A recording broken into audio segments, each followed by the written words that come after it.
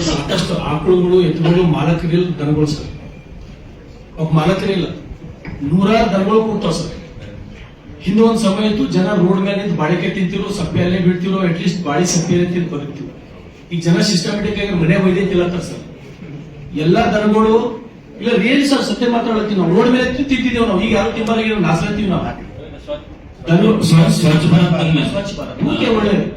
ಆದ್ರೆ ದನ ಕರುಗಳಿಗೆ ಏನಾಗಿದೆ ಸರ್, ದನ ಕರುಗಳು ಸೀರಿಯಸ್ ವಿಷಯ ಸರ್. ಅಣ್ಣ ಪ್ಲೀಸ್, ದನಗಳು ಸರ್, ನೂರಾರು ದನಗಳು ಬರೀ ಬಸವ ಕಲ್ಯಾಣ ಸಮಸ್ಯೆ ಅಷ್ಟೇ ಅಲ್ಲ, ಇದು ಬಹುತೇಕ ಇಡೀ ಜಿಲ್ಲೆದಿರ್ಬೋದು, ಇಡೀ ರಾಜ್ಯದಿರ್ಬೋದು. ನೀವು ಅವ್ರಿಗೆ ಡಿಡಿ ವೆಟರ್ನರಿ ಅವ್ರಿಗೆ ಕೇಳ್ರಿ ಸರ್, ಎಷ್ಟು ದನಗಳಿಗೆ ಮಾಲಕರಿಲ್ಲ, ಎಷ್ಟು ದನಗಳಿಗೆ ಇವರು ಗೋಶಾಲೆಗಳಿಗೆ ಕಳಿಸ್ಯಾರ. ಒಂದ್ ಸೆಕೆಂಡ್ ನಾ ಮಾತಾಡ್ತಾನೆ ಪೂರ ಕೇಳ, ಆಮೇಲೆ ಉತ್ತರ ಕೊಡು ಸರ್. ಅಧ್ಯಕ್ಷರು ಉತ್ತರ ಕೊಡ್ತಾರೆ, ನಿಮ್ಗೆ ಕೇಳೋದಿಲ್ಲ ನಾನು ಸರ್. ಎಷ್ಟು ದನಗಳು ಇವರು ಗೋಶಾಲೆ ಕಳಿಸ್ಯಾರ. ಒಂದು ಅವಕ್ಕೆ ಏನೂ ಸಿಗಲ್ಲ, ಬಟ್ ಈಗ ಅಲ್ಲಿ ಪ್ಲಾಸ್ಟಿಕ್ ಅಂತ ಇಂತ ತಿಂದು ಸಾಯ್ಲತ್ತವ, ದನಗಳು ಸಾಯ್ಲತ್ತವ ಸರ್. ಇದು ಸೀರಿಯಸ್ ಇಶ್ಯೂ. ನಿನ್ನ ಮನ್ನ ಬಕ್ರೀದ್ ಹಬ್ಬ ಆಯ್ತು, ಡಿಡಿ ವೆಟರ್ನರಿ ಅವರು ಹಾಡಾಗ್ಲೆ ಆಕಳ ಎತ್ತುಗಳು ಚಲೋ ಇದು ವೈದ್ಯಕೀಯ ಕಡಿತಕ್ಕಂಥ ಪ್ರಕರಣಗಳು ಇವ್ರು ಎಸ್ ನಿರ್ಮಿಸಿ ದನಗಳಿಗೆ ಆಕಳುಗಳಿಗೆ ಇವ್ರು ಉಳಿಸ್ಯಾರ.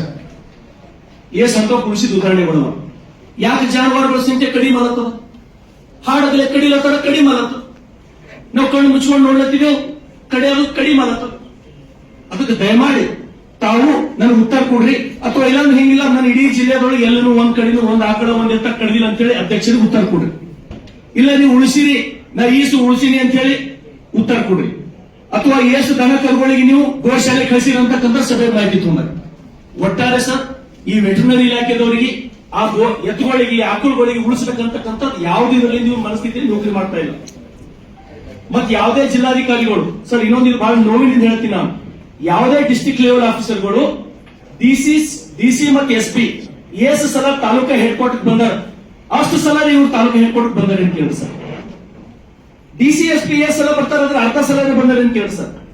ಸರ್, ನಾನು PD ಡ್ಯೂಟಿಸಿಗೆ 10 ಸಲ ಫೋನ್ ಮಾಡೀನಿ. ಇವ್ರು ನಗರಸಭಾ ಕಾರ್ಯಾಲಯ ಕಂಪೌಂಡ್ ಕೇಸಿಂದ ಟಿನ್ ಶೆಡ್ ಹಾಕೊಂಡು ಕೇಸಿಂದ ಕಬ್ಜಾ ಮಾಡ್ಕೊಳತ್ತಾರ. SP ಅವರಿಗೆ ಮಾತಾಡೀನಿ. ಸರಿ, ಓಕೆ ಸರ್. ಅದಕ್ಕೆ ದಯಮಾಡಿ ವೆಟರ್ನರಿ DD ಅವರಿಗೆ ಉತ್ತರ ಕೊಡ್ಬೇಕು ಸರ್. ನನ್ನ 2 ಪ್ರಶ್ನೆಗಳು. 15 ಬ್ರಿಡ್ಜ್ಗಳು ಪೂರ ಕೊಚ್ಕೊಂಡು ಹೋಗಿವೆ ಸರ್. ಈಗ ಎಲ್ಲ ತಾತ್ಕಾಲಿಕ ಗುರು ಹಾಕ್ತಕ್ಕಂಥ ಕೆಲಸನೂ ಮಾಡಿದ್ದೇವೆ ಸರ್. ಬಸವ ಕಲ್ಯಾಣ ವಿಧಾನಸಭಾ ಮತಕ್ಷೇತ್ರದ ಕೊಯ್ಯೂರು ಸರ್ಕಲ್ ಒಂದರೊಳಗೆ more than 100 ಮಿಲಿಮೀಟರ್ ಮಳೆ ಆಗಿದೆ ಸರ್. ಸ್ವತಃ ಅವ್ರು ನೋಡ್ಯಾರ, MP ಅವ್ರಿಗೂ ಬಂದು ನೋಡ್ಯಾರ ಸರ್. ಆ ಹೊಲಗಳು ಹೆಂಗಾಗ್ಯಾವ ಅಂದ್ರೆ ಇನ್ನ 10 ವರ್ಷದ ಹೊಲಗಳು ಕೈ ಬರಲಾರ್ದಂಗ ಆಗ್ಯಾವ ಸರ್. ತಾವೇನು 1 ಎಕರೆಗ 18,000 ಅಂದ್ರೆ ಹೆಕ್ಟೇರಿಗೆ 15,000, 1 ಎಕರ್ more than 7,000 ಅಷ್ಟೇ ಬರ್ಬೋದು. ಆ 7,000 ಎದಕ್ಕೂ ಸಾಲಲ್ಲ ಸರ್. ಅದಕ್ಕೆ ದಯಮಾಡಿ ತಾವು ಜಿಲ್ಲಾ ಉಸ್ತುವಾರಿ ಸಚಿವರಿದ್ದೀರಿ, ಪವರ್ಫುಲ್ ಕ್ಯಾಬಿನೆಟ್ ಮಿನಿಸ್ಟರ್ ಇದ್ದೀರಿ, ದಯಮಾಡಿ ಅಟ್ಲೀಸ್ಟ್ ಮಿನಿಮಮ್ 1 ಎಕರೆಗೆ 15,000 ಕೊಡೋದೇ ಮಾಡ್ಬೇಕು ಸರ್ ರೈತರಿಗೆ. ಅದು ಒಂದ್ ಕಡೆ ಸರ್. ಕನಿಷ್ಠ 100 ಬಾವಿಗಳು ಪೂರ ತುಂಬಿಕೊಂಡು ಹೋಗ್ಯಾವ ಸರ್. 100 ಬಾವಿಗಳು 86 ಕೊಡ್ಲತ್ತಾರ ಸರ್. ಇನ್ನ ಸರ್ವೆ ಮಾಡಂತ ಸರ್ವೆ ಮುಗಿದಿಲ್ಲ. 100 ಬಾವಿಗಳಿಗಿಂತ ಹೆಚ್ಚಿಗೆ ತುಂಬಿಕೊಂಡು ಹೋಗ್ಯಾವ ಸರ್. ಮತ್ತ ಆ ಬಾವಿಗಳು ತೆಗಿಸ್ಬೇಕಾಯ್ತಂದ್ರೆ ಒಂದು ಬಾವಿ ಕನಿಷ್ಠ 3 ರಿಂದ 4 ಲಕ್ಷ ರೂಪಾಯಿ ಆ ರೈತರಿಗೆ ಖರ್ಚು ಬರ್ತದೆ ಸರ್. ಅದಕ್ಕೆ ದಯಮಾಡಿ ಬಾವಿಗಳು ಯಾವ ರೀತಿ ಈಗ ಓಪನ್ ಮಾಡೋದು, ಆ ರೈತರಿಗೆ ಯಾವ ರೀತಿ ತಾವು ಹೆಲ್ಪ್ ಮಾಡ್ತೀರಿ? ಕೆಲಸ ಮಾಡಬಹುದು. ಈಗ 18,000 ರೂಪಾಯಿ ಮಾನದಂಡ ಕೊಚ್ಕೊಂಡು ಹೋಗ್ಯಾವ ಸರ್. ಅದ್ರ ಮೇಲೆ ಅವ್ರ ಜೀವನದ, ಅದಕ್ಕೆ ನಾನು ದಯಮಾಡಿ ತಾವು ಡಿಪಾರ್ಟ್ಮೆಂಟ್ ಪರಿಹಾರ ಹೆಚ್ಚುವರಿ ಕೇಳ್ತಾ ಇದ್ದಾರೆ. ಪ್ರಸ್ತಾವನೆ ಕಳಿಸಿ ಸರ್. ಜಿಲ್ಲಾಧಿಕಾರಿಗಳು MP ಅವರು ಕಣ್ಣಾರೆ ನೋಡ್ಯಾರ ಸರ್. ಎಕರೆ 1 ಹೆಕ್ಟರ್ಗೆ ಏನ್ ದುಡ್ಡು ಕೊಡ್ಲತ್ತಲ್ಲ, ಎಕರೆ ಕೊಟ್ಟರು ಹೊಲ ಏನು ಮಾಡಕ್ಕಾಗಲ್ಲ. ಇದು 1 ವರ್ಷ ಅವ್ರಿಗೆ ತಾತ್ಕಾಲಿಕವಾಗಿ ರೈತರಿಗೆ ಬದುಕಿಸ್ತಕ್ಕಂಥ ಕೆಲಸ ಮಾಡ್ಬೋದಷ್ಟೇ.